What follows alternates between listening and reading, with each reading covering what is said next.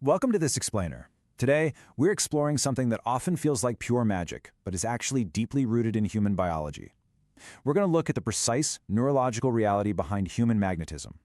We so often think of charisma as this mystical, unteachable aura that some lucky people are simply born with. But what if I told you it's actually a highly documented psychological and neurological event, one that operates completely under the radar of our conscious minds? Stick with me here, because once you understand the hidden mechanics of influence we're about to unpack, you will never walk into a room or look at a charismatic person the exact same way again. We all know the exact feeling. You've definitely experienced it. A room is ordinary, people are just sort of scattered, conversations are fragmented, the energy is completely diffuse. And then a door opens. A figure walks in. Nothing dramatic happens, there's no grand announcement made, but something shifts. It's imperceptible at first, and then it's totally unmistakable. Conversations pause, postures adjust, attention simply moves, without ever being commanded or requested. It's a highly visceral experience. You suddenly find yourself listening more carefully, wanting to be in their proximity, hoping to be remembered by them. Afterwards, words usually fail us, right? We just say, well, it was just something about them. But what you were feeling in that room wasn't actually a mystery. Section 1. Dismantling the illusion. Stripping away the myths of magnetism. To understand that elusive something, we first have to strip away the illusions. Society loves to tell us that charisma is just confidence, physical beauty, eloquence, or dominance. But here is the reality. Plenty of highly confident people generate zero actual magnetism. Some of history's most famously charismatic figures were actually consumed by intense private anxieties. Physical beauty might make people look at you, sure, but it doesn't create that specific, undeniable pull of wanting to follow you. And dominance? Dominance just generates compliance or even fear. Genuine charisma generates a specific, totally voluntary orientation toward a person. It creates actual magnetism, which is rooted in a coherent internal state. Section 2. The hidden machinery. The neuroscience of presence. Let's shift our focus away from the mystical and look directly under the hood at the hidden machinery, the actual biological reality of presence. The foundation of charisma really begins back in the early 1990s with the discovery of mirror neurons. Think of these as the biological infrastructure of empathy. These are specialized cells in your brain that activate when you perform an action, but crucially, they also fire when you observe someone else doing that exact same thing. They are the literal mechanism through which your brain resonates with the interior state of another human being.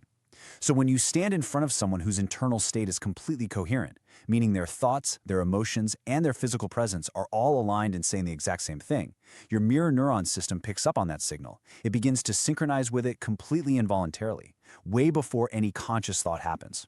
And this perfectly illustrates exactly how this contagion works in real time. When a speaker's state is one of undivided inhabited presence, the listener's neurological response is immediate synchronization. You feel a profound sense of relief. You feel almost chosen. But if that speaker is only half present, if they're subtly calculating their next move, scanning the room over your shoulder, or just actively managing the impression they're trying to make, your brain's ancient threat detection system instantly activates. You feel a subtle resistance. So genuine presence isn't just philosophically a nice thing to have. It is highly neurologically contagious. Section 3. The attention economy, the rarity of full presence. Now, to understand why this neurological synchronization is so uniquely powerful right now, we have to look at the world we are all currently navigating. We live in the most attention-fragmented period in human history. We are constantly navigating dozens of communication channels simultaneously, holding cross-context conversations, processing unrecognizable volumes of information. And because of this environment, we've developed a pretty exhausting modern adaptation: divided attention. It's resulted in a widespread inability to just be fully, completely somewhere. And I want to be clear, this isn't a moral failure on your part. It's just a biological adaptation to platforms specifically designed to make full presence almost neurologically impossible to sustain. And because of that, genuine, undivided human attention has become arguably the absolute rarest resource on Earth. The legendary psychologist Mihaly Csikszentmihalyi noted this perfectly when he said, "The experience of full absorption in a task is one of the most intrinsically rewarding states available to human consciousness." A charismatic person, whether by nature or by practice, moves entirely against the current of our fragmented world. In their most powerful moments, they take this profoundly rewarding state of complete absorption and they extend it outward, directly onto you. They listen to you as if you are literally the most interesting thing currently happening in the universe. And you feel it. It feels like suddenly becoming wonderfully real. Section 4. The weight of conviction, inhabiting certainty. But you know, presence alone doesn't entirely explain human magnetism. There is a second, equally essential component to this equation, the weight of conviction. The crucial point here is understanding the stark difference between performing and inhabiting. Psychologist Howard Friedman identified emotional expressivity, which is the ability to transmit emotional states, as central to charisma. But here's the catch. You literally cannot transmit a state you are not actually in. Performed confidence is highly deliberate. The posture is managed, the eye contact is slightly too steady, the smile arrives a fraction of a second too fast. Our deeply evolved threat detection systems instantly spot this manufactured performance. Inhabited certainty, on the other hand, consists entirely of unmanaged signals. It's grounded. The person has made contacts with a belief so solid that it just no longer requires any external validation. And because it is actually real, it resonates perfectly with your mirror neurons. Section 5. The dangerous shadow, the dark side of charisma. This brings us to a cooler, slightly darker reality. We have to acknowledge the shadows in the room, because the exact same biological mechanisms that make charisma so incredibly beautiful and transformative can also be ruthlessly exploited for profound harm. Narcissistically charismatic leaders produce the exact same neurological experience in their followers, that wonderful, intoxicating feeling of being chosen and absorbed into something larger. But the outcomes are vastly different. Genuine charisma expands you.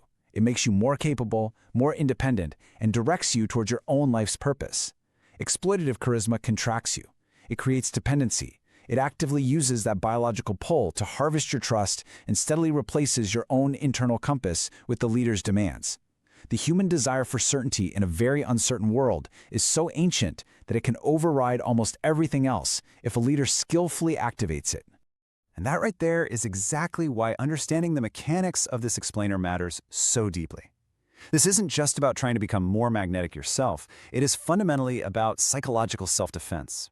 When you can actively name the neurological event happening in your own brain, when you can spot the gap between genuine, inhabited presence and a calculated simulation designed to harvest your trust, you retain something completely irreplaceable, your own independent judgment. Section 6. The quiet cultivation, the unglamorous interior work. So, considering all of this, how do we actually build it? If charisma isn't a cheap trick and presence cannot be faked without triggering people's threat detectors, how do we cultivate it?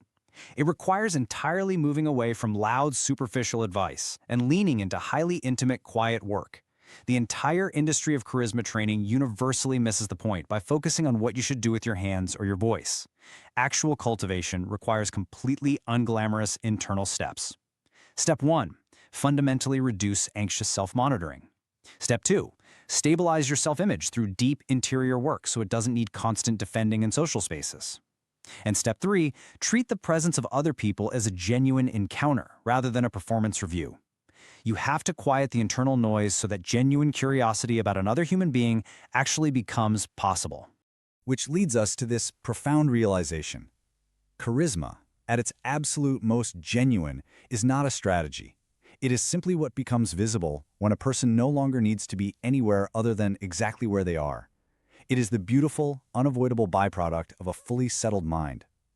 When your self-consciousness finally quiets down enough, actual consciousness of the room, of the specific, unrepeatable moment, of the person standing right in front of you, can finally take its place. What truly moves people isn't a flawless performance. It is the irreducible electricity of someone who has stopped needing the world to confirm them and has turned their full, undivided attention outward, not to impress, not to influence, simply to meet. And in that meeting, something passes between two human nervous systems that no technique has ever replicated and no algorithm will ever replace. Thank you for joining me for this explainer.